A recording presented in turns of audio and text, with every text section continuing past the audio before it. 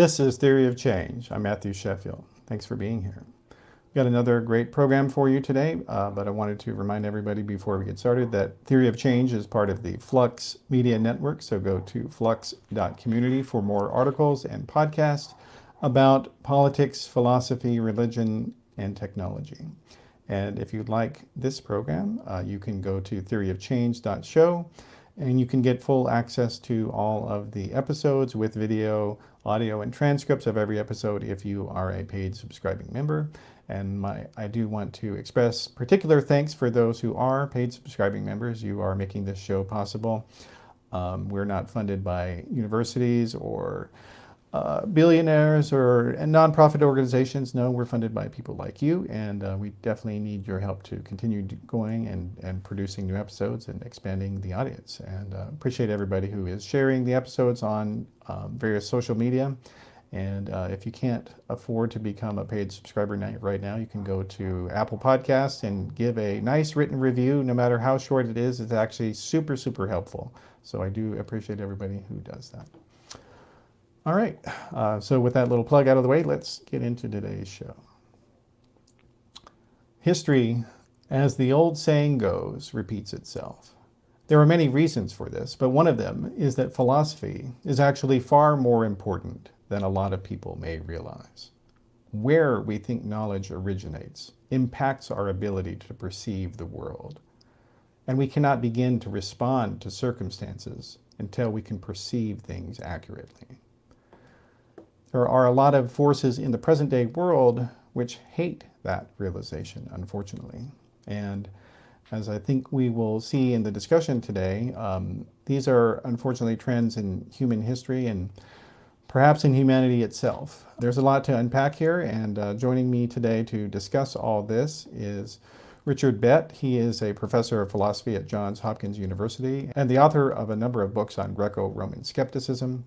It is a tradition that is astonishingly relevant to the present moment, as I hope you will see in our discussion today. Welcome to Theory of Change, Richard. Thanks very much. Okay, all right. So I think a lot of the history that we're going to be talking about here today, it may be unfamiliar to a lot of people because, unfortunately, most universities and high schools do not require students to learn about ancient philosophy. So let's maybe start the discussion here with Socrates and the Sophists. Who were they and what were they about here? Okay, well, so the Sophists were a group of, higher educators in some sense. They were the first people who taught grown men. It was only men in those days. And they taught beyond the kinds of basic subjects that you might learn just as a normal member of society. And they taught effective public speaking, but they also had a number of what you might call theoretical interests, especially about the nature of human society, often the origins of human society. And so in many ways, I think you can think of them as a kind of early kind of social scientist. They are clearly interested in being able to make an effective case on either side of an argument, and thinking about opposing sides of arguments. That's an important part of what the Sophists are about. Socrates is around the same time. This is the late 400s BCE, possibly stretching a little beyond that, which is a period before Plato, and Plato had a lot of opposition to the Sophists. But yes, Socrates was engaged in a lot of discussion of what things are good, what a good human life might be like. And so for him, a lot of discussion of a variety of different points of view, that was also part of what he was up to.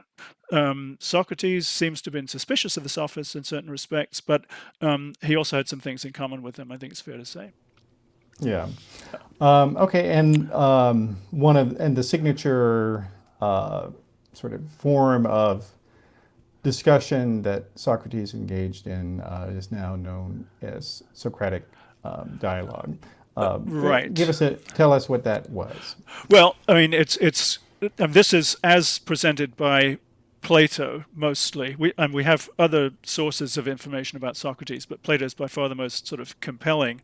And in his version, it's questioning people about their assumptions, especially their assumptions about how a human life ought to be lived, what a good human life would be like. And yeah, as we see it in many of the dialogues of Plato, it involves getting people to see that they don't really know about the things they claim to know about. And it seems like that's a kind of starting point for search for better answers than one had before. Now Socrates, in many of Plato's dialogues, makes clear he doesn't know the answers to these things either, but he's interested in getting people into a discussion with him in an attempt to figure that out. And so, yeah, it's a kind of painstaking inquiry, which more often than not leads to inconclusive results.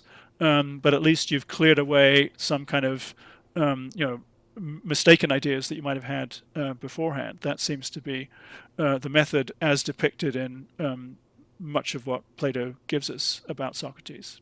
Yeah, and a lot of people had seen value in that type of instruction ever since that point, and Sure. Yeah. now a lot of people who are professors in a variety of fields engage in that themselves, right? That's right. I mean, that's always my attempt is to pose questions rather than just lecturing. And with a larger class, you have to do some lecturing, but yeah, with a small seminar, it's great if you can, if most of what comes out of your mouth is a question, and getting the students talking, and maybe getting them to reconsider some ideas that they were attached to before. So yeah, the Socratic method is much applauded, not always so easy to actually enact unless you're dealing with a small group. Yeah, but I guess in a sense you could say that it's sort of an attempt to begin reasoning, Yep, to come to higher, more well-formed conclusions about the world that sounds right. and Yeah. ourselves. Uh-huh. Yeah. Yeah. Okay. And so that was the framework that but not everybody, of course, who was a contemporary of Socrates was fond of that type of inquiry. And Right. so, as most people probably know, Socrates was sentenced to death for impiety, as he was That's alleged to be promoting unbelief and irreligion among the young men, right? Well, supposedly new kinds of divinity different from the standardly recognized ones. That's the charge. But then, yeah, as it goes on in detail in the description, it turns out some people think he doesn't believe in gods at all. Before we get into sort of the rub of the charge against him, I think it's worth discussing a little bit how in polytheism, ethics and religion are not necessarily intertwined as they are in modern day monotheism, right? That's right. Yeah, I mean, it's not that there's no kind of directives that you might think you get from the gods, but yeah, there's certainly there's no moral code that's written down in some equivalent of the Bible. There is no equivalent of the Bible. There's things you better not do against the gods. You better not get on the wrong side of them. But that has nothing much to do with how you treat your fellow human beings in society. And yeah, I mean, of course, there are very highly developed ethical codes, but yeah, the connection between those and Greek religion was pretty loose. Yeah, certainly. Yeah, and that I think if you look at a lot of other polytheistic traditions around the world, that seem to generally be the case with a lot I of think them. that's right. Yeah. Maybe some exception on ancient Egyptian religion, depending on what time period you're looking at. But maybe that's a little. I'll take far your word for afield. that. Yeah, I can't speak with authority about that. Okay, so Socrates, though, was sort of, he was accused of saying that he had within him what he called a daimon, or people might nowadays pronounce it demon if they're British. Yeah. And Americans, we would say, I don't, a daimon probably, I guess. But this inner sort of soul or conscience of his, he believed that that was the source of how he knew what was right. And that was not what some people agreed with or wanted to hear. Right. Yeah. I mean, it was not. It didn't speak to him all that often, but yes, it gave him guidance on certain occasions as he understood it. And yeah, that seems to have been the source of the notion that he had non-standard religious ideas, or one of the sources anyway. So yeah, I mean, he took it quite seriously, as far as we can tell. According to Plato's version, it only ever told him not to do things that he was, considering doing. In another version, the author Xenophon, sometimes it told him, to do things in a positive sense. But yeah, it's not clear how it worked. I mean, was it a voice? Was it just a sort of a beep? Who knows? But yeah, it was some sort of guidance that he interpreted as having a divine origin. But yes, it was a voice, an inner voice that spoke to him in some way or another.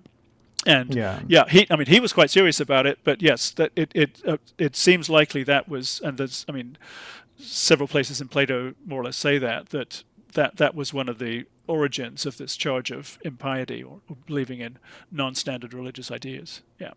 Mm-hmm. Yeah, and somebody who lived around the same time as Socrates doesn't appear to have any sort of connection, as far as we know. We don't know a lot about him. Was another philosopher named Pyrrho. And a few generations. Generations later, but yeah. So, but I mean, in terms of we don't know what he thought about Socrates, generally speaking, right? Yeah. So give us a background on who Pyrrho was and how his ideas sort of became dormant after and then were revived multiple times. Yeah. Okay. So Pyrrho, yes, as I said, 2 or 3 generations later than Socrates, probably, and yeah. He is the origin of the school of skepticism known as Pyrrhonism, we are told that he was contemporary with Alexander the Great, and he went on Alexander's expedition to India, and there encountered some Indian philosophers. We don't know who they were, but they're just called naked wise men in the source that we're given on this, and supposedly came back from India with a philosophy that we now call skepticism. Now, the exact nature of Pyrrho's ideas is very hard to pin down, given the lack of evidence. But in the later Pyrrhonist tradition, which, as you said, there's a gap. He had some immediate followers, and then the Pyrrhonist tradition, appealing to Pyrrho, was not started until the 1st century BCE, and then lasted for a few centuries after that. The one author in the Pyrrhonist tradition who has written extensive works that have survived is a guy named Sextus Empiricus, and for him, skepticism consists in suspending judgment. So you don't lay down the law about anything. You don't claim to have figured out the ultimate truth of things. Instead, you contemplate all the opposing views on things and come to suspension of judgment because they all have equal credibility to you. And that is supposed to produce tranquility. Some version of those ideas or related ideas seems to have been what Pyrrho put forward, but exactly how similar it is not so clear. But in any case, Pyrrho's ideas served as an inspiration for some people later in antiquity who picked up that general strand of thought, promoted a philosophy making suspension of judgment central. That's sort of a very short thumbnail sketch of one strand of Greek skepticism. Now, I should say another strand was in Plato's Academy, and they did explicitly appeal to Socrates as a kind of forerunner. But yeah, as you say, there's no evidence to connect Pyrrho with Socrates. And I'm trying to remember his disciple Timon wrote about quite a few other philosophers, mostly in a scathing, negative way. I'm trying to remember if he ever refers to Socrates, but I'm sorry, I cannot remember right now, and I'd have to go do some research to figure it out. But in any case, yeah, there's no reason to think Pyrrho was identified himself as a follower of Socrates. Or a follower of anyone else for that reason, for that matter, except perhaps these Indian thinkers that he encountered on his expedition with Alexander. Yeah, and there has, and I forget who wrote the book on this, but I remember reading a long time ago a book about sophists, and there was some discussion that perhaps there was some connections between sort of pre-Hindu thought in that tradition, those traditions as well. But it's so poorly documented, it's really hard to say. And I guess one of the other sort of, and this is an interesting parallel, I think, between the ancient Greco-Roman world and today, is that, in those days, knowledge, the realm of human knowledge was much smaller. Right. And so places like the academy, or places like the various houses, the Pythagoreans and other schools of thought, they dealt with enormous breadth of the subjects that they talked about. So, and we're talking here, we're going to be moving the focus to Pyrrho and Sextus, but in the case of Sextus Empiricus, he was part of medical, like the empirical school was primarily a medical school in a lot of thought. That's right. And so, but on the other hand, like when you look at the academy founded by Plato and Aristotle's as well, and the Pythagoreans, they were doing things on mathematics. They were doing things on history. They were doing things on astronomy, and here's where I think it's interesting as a parallel to the present day, because we're now at this moment in human history where knowledge has actually collapsed back in on itself, in a sense, because of the creation of search engines. That now anyone can actually get true information and begin forming ideas about any particular subject because of the internet. Right. Yep. You can, you don't have to have a background in astrophysics or surgery to begin looking at these topics. And so in that sense, I think it's a really fascinating development that really is kind of unparalleled,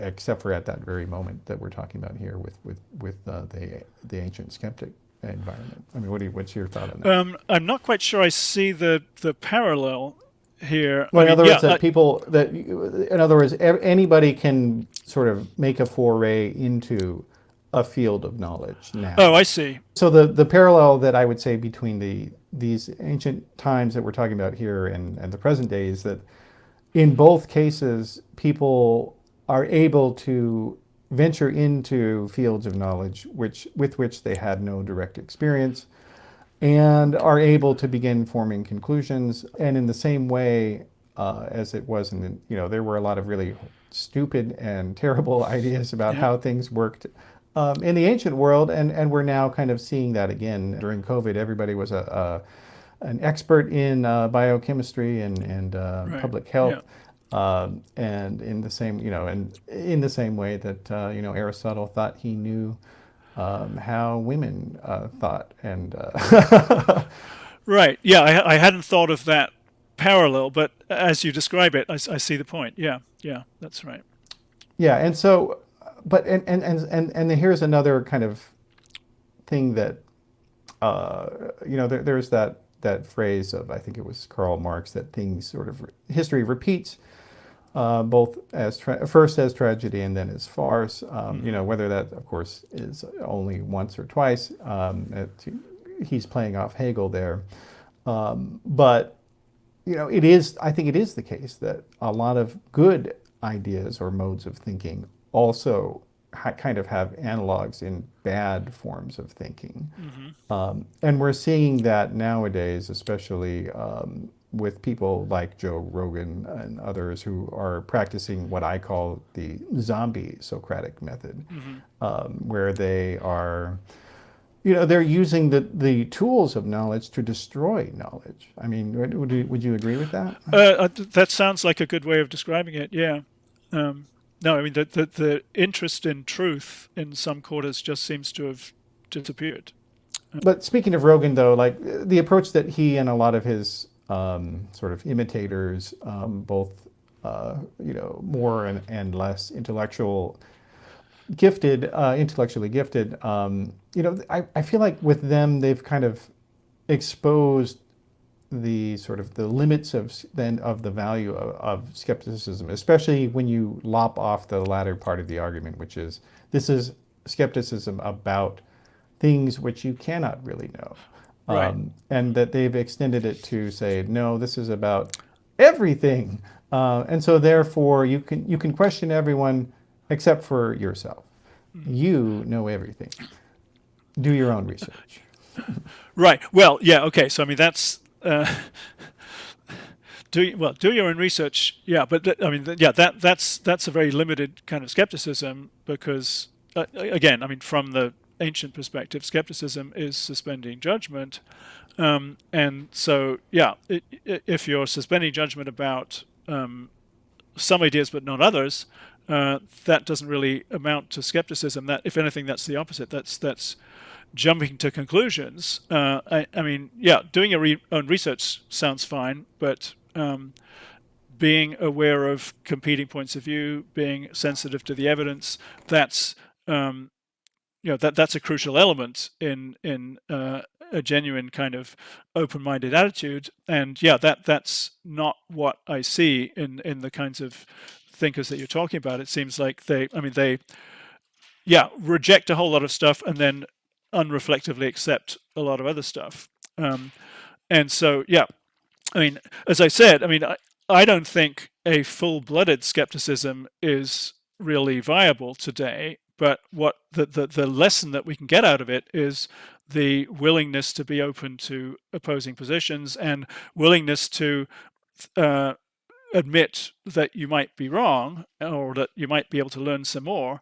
And yeah, that's the kind of thing that I don't see in the kind of dogmatic positions that the kind of thinkers you're talking about seem to adopt. So yeah, I mean, I think skepticism does have limitations, but the positions that you're talking about are not truly skeptical. If anything, after a certain point, they're exactly the opposite. Um, yeah. Well, well, and this is where the idea of skepticism Hmm. and ignorance do have a certain similarity in one sense, right?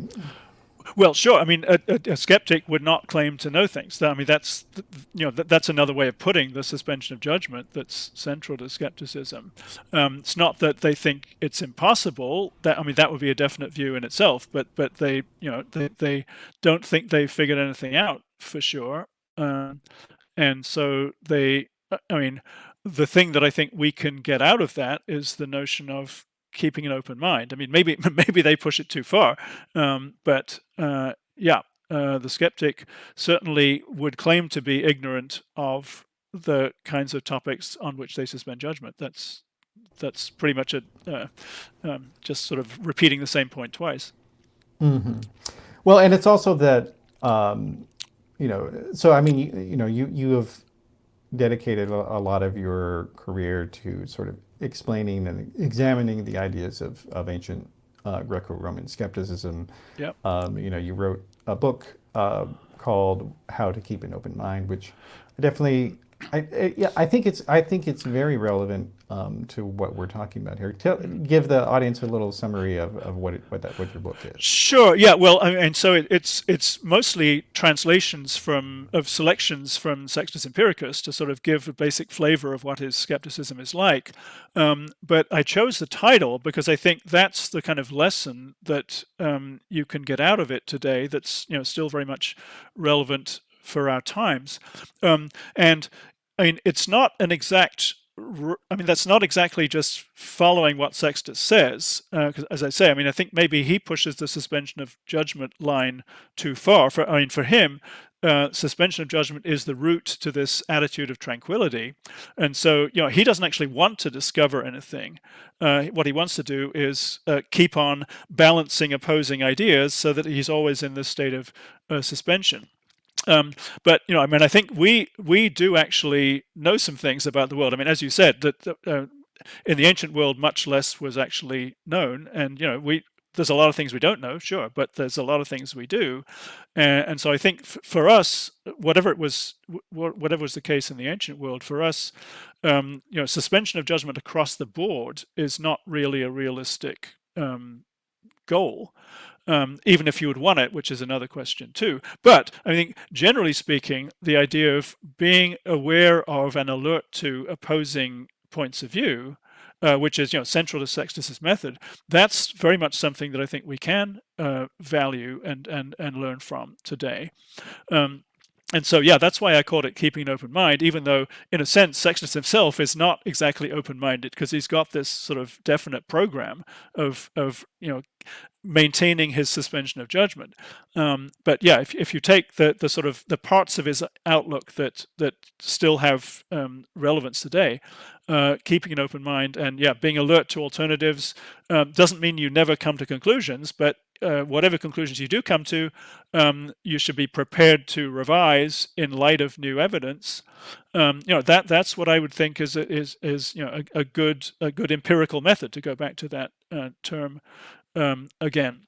And yeah, as you said, there's a connection between the medical empirical school and the Pyrrhonists. They weren't all the same people, but a number of them were the same people. And yeah, Sextus Empiricus was, I mean, his title is because he was a member of the empirical medical school himself. And yeah, the empiricists thought that, I mean, they believed in cures for diseases and they believed in medical procedures, but it was all based on experience. What had been shown to work.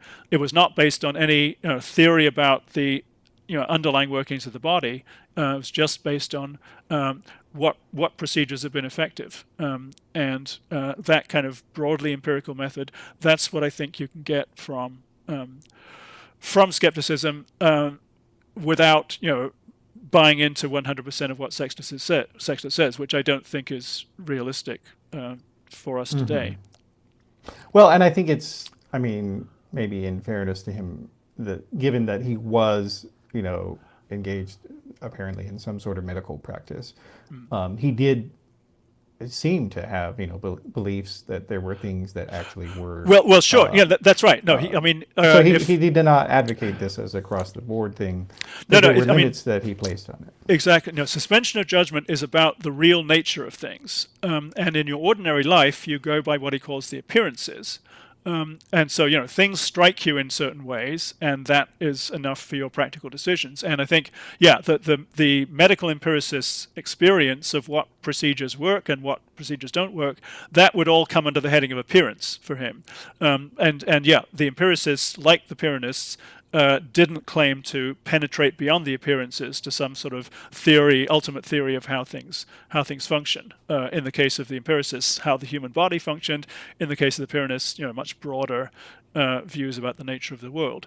There's plenty, plenty of resources for practical purposes, and that applies to medicine just as much as it applies to regular life. So I mean, the Dr. Galen says that the empiricist attitude to medicine is like the Pyrrhonist attitude to life as a whole, and it's that, as I say, broadly empirical method that I think is the common ground.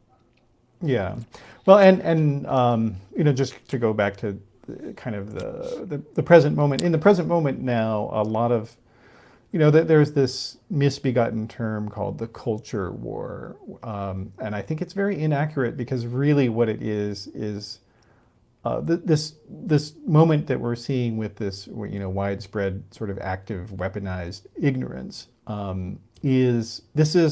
we're in a crisis of epistemology, right? That sounds fair. Yeah, sure. And I mean, in the sense that our how you understand where knowledge comes from, how it can be found. These are the critical questions of this moment, because now the world in which we live was kind of created by people who believed in empiricism and empirical reasoning, but they created a world in which also there were people they didn't bother to convince of these ideas. Yeah. And we were talking before the recording here that, I see that that we're kind of in the sort of, let's say, Christian and post-Christian world.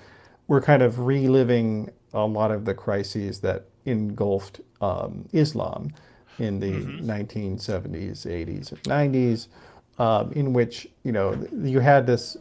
There goes my printer. In which you had this, you had a populace who had no real contact with modernity and the scientific method and empirical reasoning. And they were suddenly kind of forced into that world by virtue of it, the world changing so drastically because of the progress of science. And it became, very enraging to a lot of people. And we're seeing that continually nowadays. And I think it's important for people to get that. I mean, is that something you've thought about or written much about recently? I haven't written about it, but that seems like a good description of our times. And yeah, I mean, in universities we try to push back against that and teach people ways of discovering things and ways of reasoning, but that's a relatively small segment of the population is going to be exposed to that.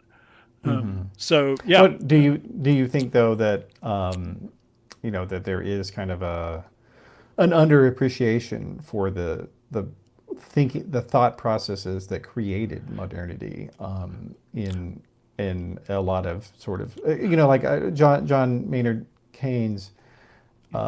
He's known for talking about how dead economists rule people, but actually the phrase before that is more accurate, and I'm just going to read it here. So he said, "The ideas of economists and political philosophers, both when they are right and when they are wrong, are more powerful than is commonly understood. Indeed, the world is ruled by little else." Okay. You want to riff on that? I mean, what's your response I mean, to that? I'm not sure. I mean, maybe it depends which ideas we're talking about. But yeah, I mean, the ideas that have been around before certainly percolate without people realizing them. That's certainly true. But yeah, I mean, one might wish some ideas had more impact than they actually do, and others perhaps less. So yeah, I think it's sort of two-edged. I'm not sure if I'd go along entirely with that quote of Keynes. Yeah. Well, okay, so I mean, so I see you've. I mean, do you see that kind of turning around though? That people who do have a better understanding of sound thinking are beginning to realize, look, we've got to explain this stuff to people. I think there's in universities, at least in my experience, there's a realization that this is a real issue.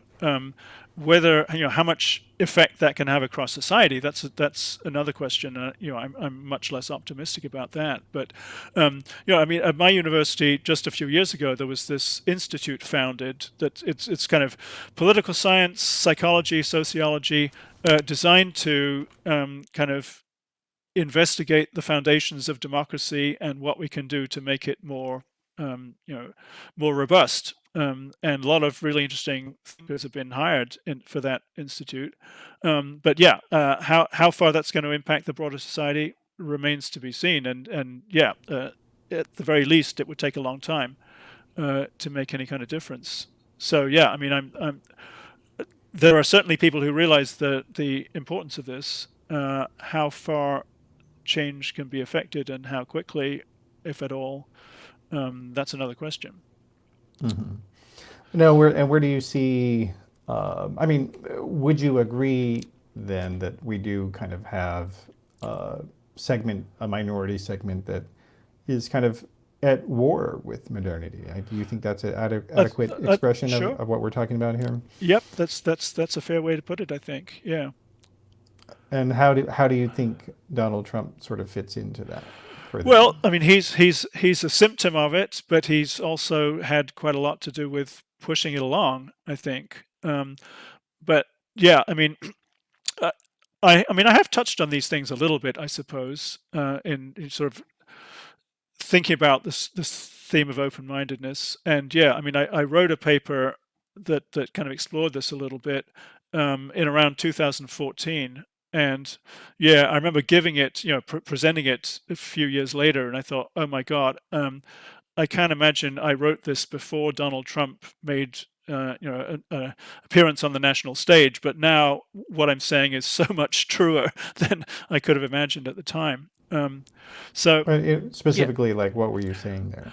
well, that I mean, this general idea that open-mindedness would is the message that you can get from Sextus, and that that's something that has some value, and there are powerful forces pushing against that. And yeah, that they were already there before Trump came along, but I think Trump has been a big sort of magnet or a big sort of force making it much more prominent in society more broadly, um, or just making it more obvious, perhaps. I mean, maybe it was happening anyway. Well, it was happening anyway.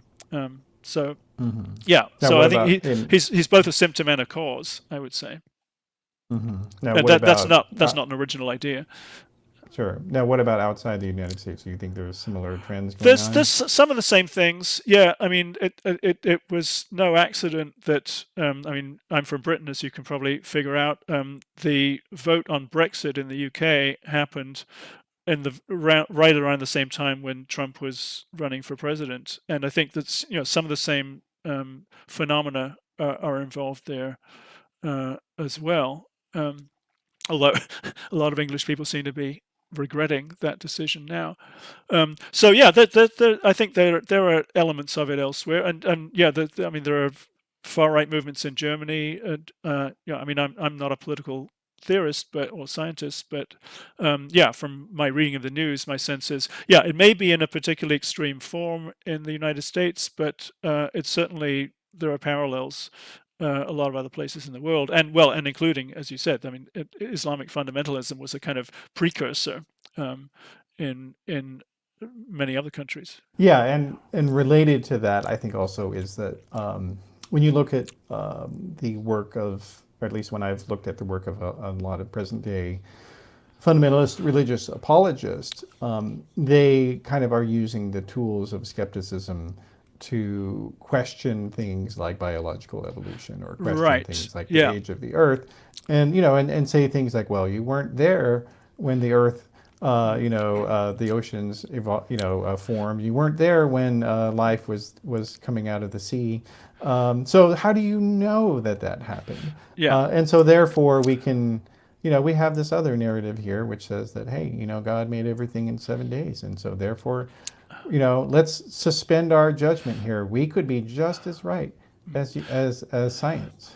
Yeah, well, and I mean the answer to that is study some science, and I mean that's the trouble is I mean to be able to respond to that effectively, you've got to actually understand the mechanisms of evolution, and that which of course we don't understand 100%. That's what science is like, but I think we understand quite a bit. And but to get to that, and I'm no biologist, but you need to really get into detail. And that's where this kind of attitude falls short, I think. But yeah, again, I mean, teaching people the full details of the theory of evolution, that's not something that is going to happen in a widespread fashion. Um, so yeah, I mean, it's tough that the appeal of that kind of easy answer is quite understandable, given the difficulty of actually responding effectively to that kind of pseudo skeptical challenge, I would call it.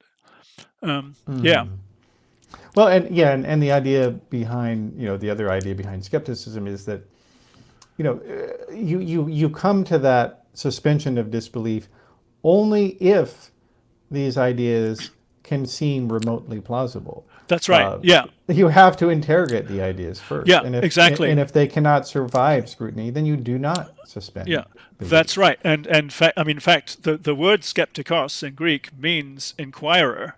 So, I mean, that's what Sextus says is, these other people, they think they figured out the nature of the world. And some of them think they figured out that's impossible. Well, I'm not either. I'm still inquiring. I'm still investigating. And that involves, yeah, looking at all the opposing points of view. Now, as I say, I mean, I think Sextus has a too rigid attitude himself that's always going to lead to suspension of judgment. But the idea of examining opposing points of view, examining the evidence on either side, that's something that is it's a painstaking, difficult, long process, and that's that's what serious discovery is like. And so, yeah, I mean, the scientific attitude and the skeptical attitude have quite a bit in common. And any good scientist has a measure of skepticism about their own theories, and meaning a willingness to take go where the evidence leads, which might involve reformulating your own ideas. Um, and well, not just in science. I mean, any good thinker in any subject will have that willingness to revise their opinions in light of new information. Um, Mm-hmm. and Yeah, that's not what you see with these right wing movements, as far as I can tell. yeah, and I think that part's relevant. If we jump further ahead in history after sort of the end of antiquity, when some of these French philosophers began sort of rediscovering the work of Sextus, and kind of I mean, when you look at the history, like it was this idea that because again, like it's like these ideas, people forget how knowledge works and how Hmm. you can form it. Over time, it seems like this is a Yeah. lesson humanity has to learn over and over. Hmm. And so, with the sort of beginning of the Enlightenment, quote unquote, Sextus's work played a major role in that, right? That's right. Yeah. Um, and yeah, I mean, and new movements of skepticism came along there, but then at that point, skepticism became a much more theoretical um, attitude, and it was accompanied. But I mean, Descartes is the person who's usually thought to really put skepticism on the map in the early modern period. But Descartes was also a very serious scientist, and a very serious inquirer. So yeah, I think that connection is a real one. And yeah, Sextus was forgotten about largely, not 100%. There was a medieval Latin translation of some of him, but he largely dropped out of sight for at least 1,000 years. After the end of antiquity and until 1500s, 1600s. Montaigne, a little earlier than Descartes, is aware of him, and Montaigne's an interesting sort of skeptical thinker.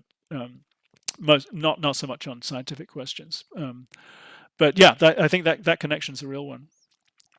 Yeah, and it's also relevant in, I mean, let's get into Montaigne for a second here because it's also, the ideas that he was applying it to with regard to religion Yep. and knowledge of, the ultimate nature of reality and things like that, and Hmm. what ideas or what knowledge is, those kind of became the basis of kind of a lot of the works in favor of religious toleration by Hmm. John Locke, Hmm. and of course David Hume kind of basically, used those ideas as well to kind of really make the case that look, you cannot prove these things that you Right. say you believe, and that the idea of trying to describe a philosophy, as he famously said, the idea of deriving ought from is, Right.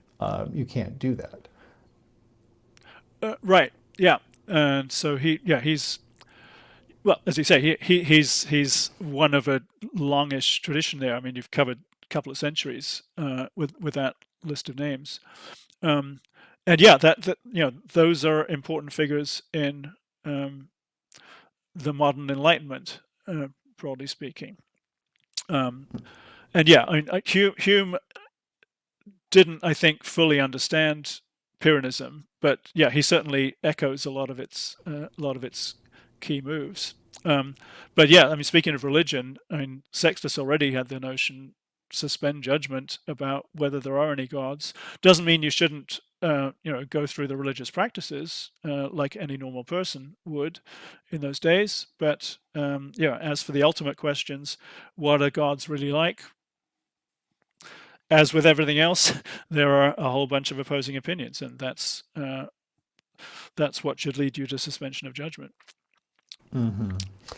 Yeah, and I think what's kind of interesting to me is that when you look at Hume or Thomas Hobbes or let's say Edward Gibbon, these Scottish Enlightenment philosophers, as they're commonly called now. In a lot of ways, they were creating a conservative tradition that was based on skepticism, and Right. that tradition has basically been thrown into the trash can by I think today's reactionaries.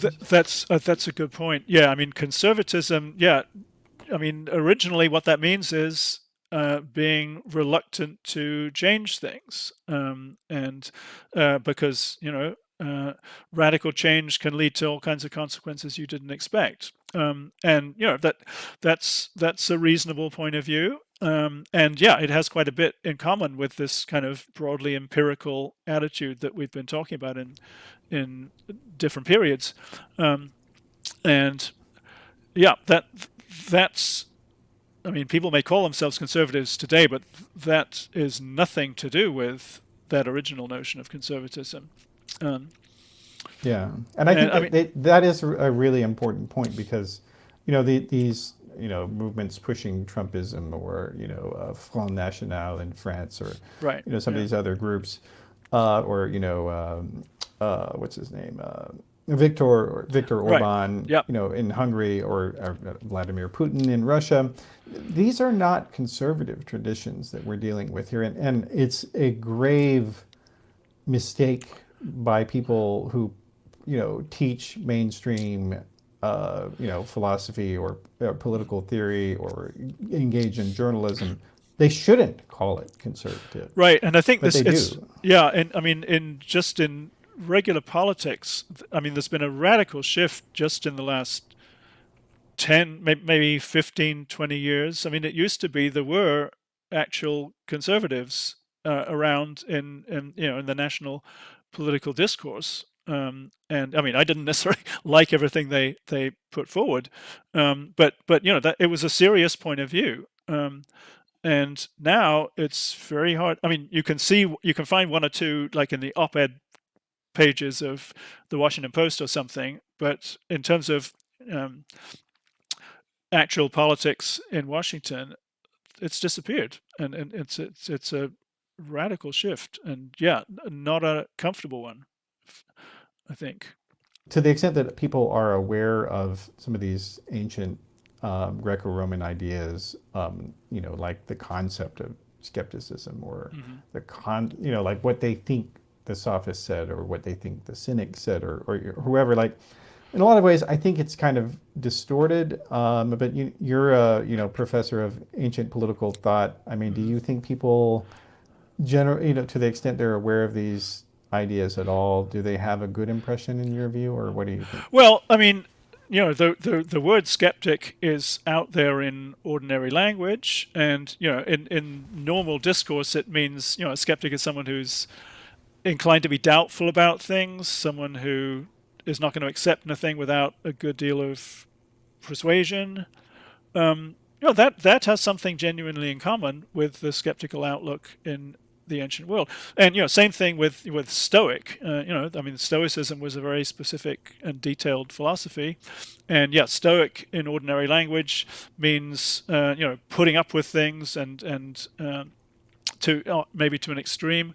Again, that's a real element in the Stoic philosophy. So I mean that just the normal kind of usages of some of these terms do answer to to the ancient forms of thought to some extent, but to get really clear on it, you have to read the material and look at it in more detail. So yeah, I mean, it's you not don't have a lot of quibble with it. There isn't a complete misunderstanding, as far as I can see. Yeah, I think that's fair enough. Yeah. Okay. Well, so I guess maybe let's get further into your How to Keep an Open Mind book here a bit here. Yeah. One of the key points that you make in How to Keep an Open Mind is that skepticism, or the skeptical posture, is an ability. And that's something that Sextus says rather extensively. Yeah. Let's maybe talk about that. Sure. What does he mean by that? Yeah. So it's not a theory. It's not a conclusion. It's not a set of statements. Skepticism is a practice. And so, yeah, it's an ability to produce suspension of judgment. And so it's an activity. And yeah, the ability is being very good at lining up opposing ideas, opposing arguments, imposing impressions, imposing theories in such a way that they have this kind of equal force on either side, which lead you to suspension of judgment. And yeah, with the result of tranquility, as he says. So yeah, skepticism is a way of life. It's not just sort of intellectual posture, although it is that too. So yeah, as a skeptic, you go about looking for opposing opinions, opposing ideas, and that's what will generate or maintain your suspension of judgment. And yeah, as I said, in ordinary life, you go by the way things appear, but you don't abandon your generally skeptical attitude towards ultimate questions about how things really are. And so, yeah, it's not. I mean, in modern philosophy, skepticism is often thought of as this sort of purely ivory tower kind of thing, where it's something you could. And in fact, I mean, David Hume says, he can discuss skepticism in his study, but when he goes out into the world, well, he forgets all that stuff. That's it becomes irrelevant. Well, that's not the ancient attitude at all. For Sextus, skepticism is something that you maintain in your ordinary life, and it's a way of improving your life as far as he's concerned. And yeah, I mean, as I've said, I don't think we can follow that entirely these days. But yeah, for him, it's an attitude that pervades your life and makes improves your life as far as he's concerned. Because yeah, you stop worrying about things that you otherwise would be worried about, and that's that's a very important benefit as far as he's concerned. Mm-hmm. Well, and the proper way of practicing it as well. Like that's also part of the ability, which is that that's right. Yeah, I mean, you cannot arrive at suspension of disbelief until you have completed the process. The suspension of belief, not disbelief. Yeah, that's right. Sorry, suspension of belief. Yeah, right. Sorry, but that is the end point of a process. It's several steps before that's right. Yeah, so it's a technique that you need to develop, and Sextus's writings are endless, and it's kind of overwhelming to go through them all. But they're all, I mean, they're examples of doing this on one topic after another. And so yeah, I mean, he has he has certain sort of recurring moves that he makes, but yeah, it's clearly a technique that he thinks you have to develop, and yeah, it'll certainly take time, and yeah, not everyone has it, and maybe that's okay as far as he's concerned, but he and his friends find this to be an improvement in their lives, and I mean, his attitude in his writing seems to be, you might like to try it too. Maybe you'll find the same thing. Yeah, so that's the general idea. Yeah, well, and I mean, So it's the yeah the sometimes I think people have there's that colloquial phrase, don't have a mind so open that your brain falls out. Yeah, Uh, that's right. And I mean, um, yeah, in Sextus's case, yeah, I'm not sure I'd use quite that same metaphor, but the effect in some ways is maybe the same, which is um, he's always aiming for suspension of judgment, and he thinks he's very good at it. Um, and yeah, as I've said, I mean, I think that's an unrealistic goal for us today. And I mean, so, someone who does have an open mind where ideas come in and go out. I mean, that's not going to be in a very effective, a very productive member of society, probably. Um, and so, yeah, again, I mean, the thing I think you can learn from Sextus, while not buying into him 100%, is the notion of being alert to new sources of evidence. But as far as I'm not a practicing skeptic myself. What I think is valuable about it is, yeah, being alert to new sources of evidence, and yeah, being willing to come to conclusions sometimes, and deciding that the evidence supports a certain mhm. conclusion. But again, always being willing to revise your views in light of new information, and not being closed off to um, the possibility of changing your view. Yeah, and Mhm. that's what I think is missing in a lot of these movements that we've been talking about today. Yeah. Well, now, do you think that? I mean, well, I guess. So, I mean, I am interested. When you've taught this material to students, are there some students who kind of resist this mode of thinking? Some of them will say, "Well, this just goes too far, and this is ridiculous." And to a point, I'll say, well, yeah, I agree. From our point of view, it does go too far because, yeah, as I've said, I mean, I think we do actually know some things about how things are in the world. And in those days, as you said, I mean, the knowledge base was just way more limited, and so in those days, it was possible, it was reasonable to suspend judgment about a lot more things than it is now. Not that there aren't a lot of things even today that we can and probably should suspend judgment about. So yeah, I mean that's one reaction I get. Another reaction is often, well, this is just not a basis for um, making serious decisions about things. Um, and there's something to that. Again, I mean, yeah, as I've said, according to Sextus, you live your life based on the appearances, and that doesn't give you any very sort of fully developed structure of fully developed basis for deciding things. You go with how things strike you, but maybe that's more realistic than some people would like to think. Um, I Hmm. mean, yeah, I mean, in that respect, maybe I am more sympathetic to skepticism. I mean, personally, yeah, I tend to try to avoid um, rigid theories of what one ought to do and be just sort of sensitive to how it strikes me at the time.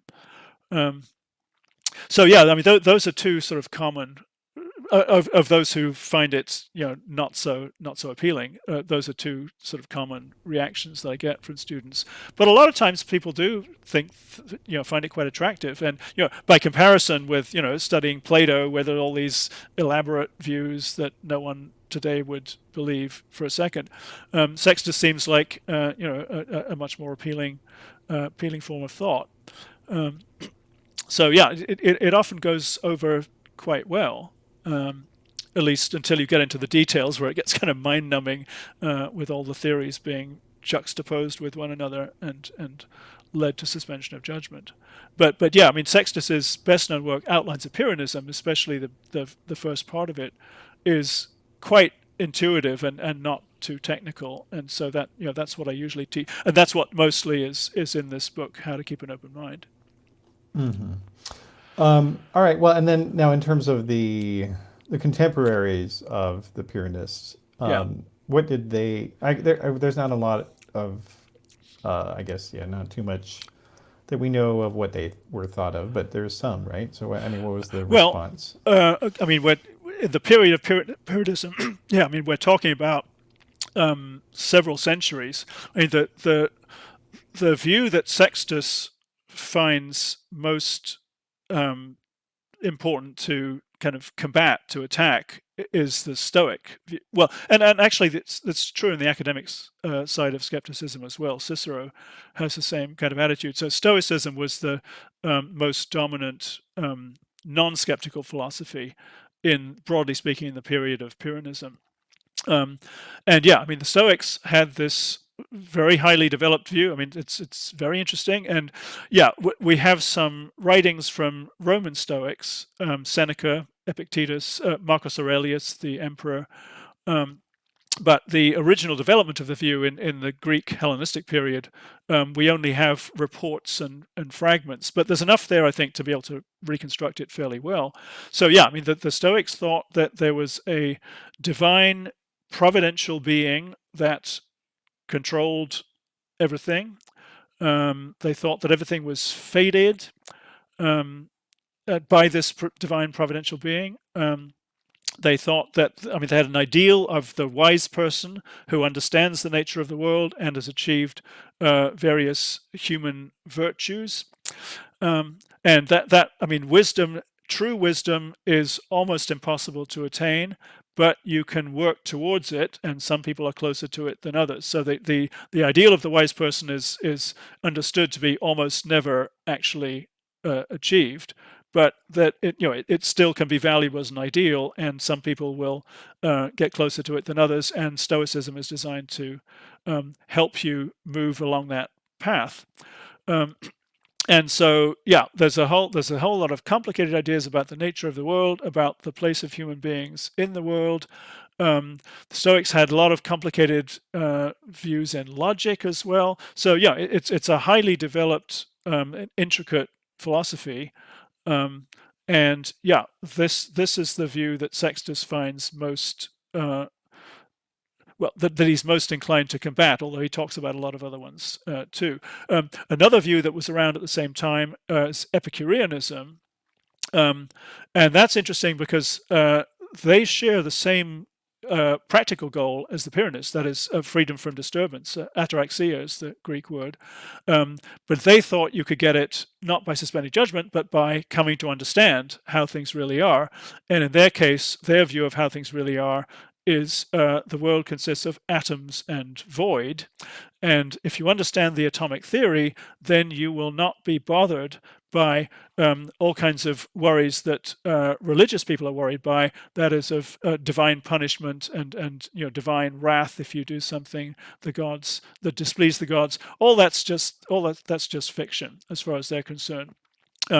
There's a question whether the Epicureans actually did believe in gods at all, but if they did, they were beings that had no concern about human life whatsoever, and so you don't have to worry about them. And so that gives you freedom from disturbance. So yeah, Sextus talks about Epicureans sometimes, but yeah, Stoics are the ones he's most concerned to rebut and show the limitations of their views. And yeah, those are two sort of main alternatives to skepticism in the period when skepticism was active.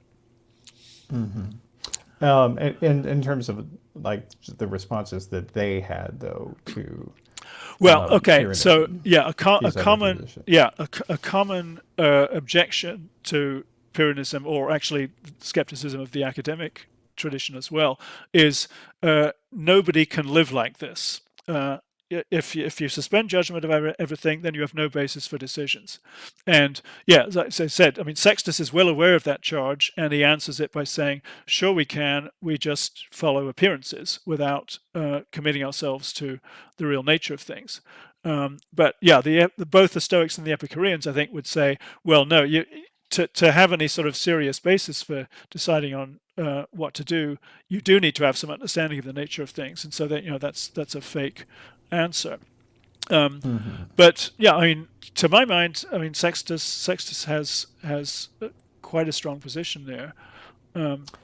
Yeah, and it's an interesting point that you make there, because I think that sort of accusation against the skeptical posture that's really kind of what is going on right now. That that with this reactionary right wing that we are seeing worldwide with Trump and others, Mm-hmm. that they want people to be forced into the idea that you have to understand that the world is according to what the Bible says, Mm-hmm. and if you don't accept the nature of how we see things, well, then you're evil. Yeah, no, right. I mean, there's a kind of yearning for certainty, perhaps, and yeah, a perception that contemporary culture has abandoned certainties, and yeah, so I mean, that could be a perception of there being too much skepticism, perhaps. So yeah, I think that's a fair point. Yeah. Now, and I guess I think overall, though, as we discussed, this the revolution of empiricism in the the Enlightenment age of the revival of Sextus's work, and Mm-hmm. it created a foundation for a lot of technological and religious and political progress, Yep. both for toleration and for scientific inquiry. Yeah. But there's this. It does seem like a lot of people haven't really they appreciated these ideas Mm-hmm. nowadays, and a lot of that does have to do with education. And I think, I Right. mean, what's like to me, I feel like that's why there is so much resistance among these reactionary types like Ron DeSantis Mm-hmm. to try to ban Right. various teaching of things. I mean, is that, do you see any sort of concordance there with some of these ancient criticisms, or what's your Well, thoughts? I'm not sure. I mean, the Stoics and the Epicureans were not trying to sort of impose a view across society. I mean, that they were small groups of people themselves.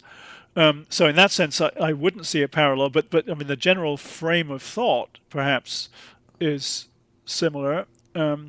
Yeah, I mean the feeling that something you've got to stick with some ideas no matter what. And yeah, I mean the idea of an ancient philosophical school is you make a certain set of commitments to one of these views or the other, and you stick with them. I mean, not everyone did that. So I mean, some people occasionally would change schools, but yeah, in that sense, I do see sort of a parallel with this kind of, as I said, yearning for certainty, and yeah, Even if it's certainty that they know is wrong or might be well, incorrect. But no, I'm saying in the I, modern day that, in other words, uh, like, for instance, like we've seen with, I mean, just the just cavalcade of, information of biology and history and yeah, paleontology showing that the world is not 7 wasn't made in seven right, days, and yeah. is not 6,000 years old. So, the people who hold these views in the present day, they know that they're discredited, but they want to continue to believe them because there's, I mean, there is a fear of uncertainty with a Hmm. lot of us, right? Sure, yeah, that's right. And so, and I mean, I think Sextus himself tends to suggest the kind of default position of human beings is towards dogmatism, and he's presenting his philosophy as a kind of recipe for getting away from that. Um, so yeah, I think that's right. Yeah. Well, so I mean, ultimately, though, I mean, for people who do have those perspectives, like I think they view the suspension of belief not as a place of enlightenment, but as a Right. place of fear. Yeah. And like, Hmm. let's maybe end on that point. Like, Okay. how does Sextus, and how would you sort of make the case that, look, not being 100% sure of the world, that's actually a good thing? Well, yeah, I mean, it can be scary. So yeah, I mean, I mean, they're not responding to nothing. But and I mean, maybe it depends on different temperaments of different people. But I mean, one temperament that I think there needs to be a lot of in society is willingness to reconsider your ideas. But yeah, that it comes with risks. There's no question about that. And I mean, in my own profession of in universities, I mean, people embarking on new research projects. I mean, who knows if you might not know how well they're going to succeed. And that's risky in all kinds of ways. I mean, it might be risky for your career, but just sort of it might make you nervous in all kinds of other ways. So yeah, I mean that's a response to a real phenomenon, but some difficult things are good to confront for the sake of the outcomes that result. And yeah, I mean, as I've tried to emphasize all through this, I mean, the lesson I think we can get from Sextus is the notion of being sensitive to new evidence, to being willing to reconsider your ideas, and that's how discovery gets made. And it's never a final decision for all time, but there's still that's how intellectual progress occurs, and that can only be good for society in the long run. But yeah, for the practitioner of inquiry, that can be uncomfortable sometimes. But that there are uncomfortable things in life that are nonetheless worthwhile. Mm. Well, and I guess maybe in the personal level, though, he does say that does go pretty extensively that when you believe that you know everything, and how the nature of things are and what constitutes all good behavior, Yeah. that actually is incredibly stressful to you. Well, that's right. I mean, it's especially what he focuses on, especially is beliefs about some things really being good and other things really being bad. So sort of value decisions. And yeah, his notion is, well, if that's your idea, that some things are really, really good and other things really, really bad, well, then you're going to be obsessed about getting or keeping the good things and avoiding the bad things. I think that's one of the less convincing parts of his view. I mean, sometimes in some contexts it makes sense, in other contexts it makes less sense. But I mean, his attitude is get away from that, and that will give you tranquility. Well, again, sometimes yes, sometimes no, perhaps. And so yeah, I mean that's another part where I think maybe I wouldn't agree with Sextus entirely, because yeah, I mean I think the notion that it's uncomfortable, uncertainty is uncomfortable. I think that's a real thing. And what I would say is, well, yeah, it is, but deal with it, because the benefits of having that mindset broadly distributed across society is potentially very great. Mm-hmm.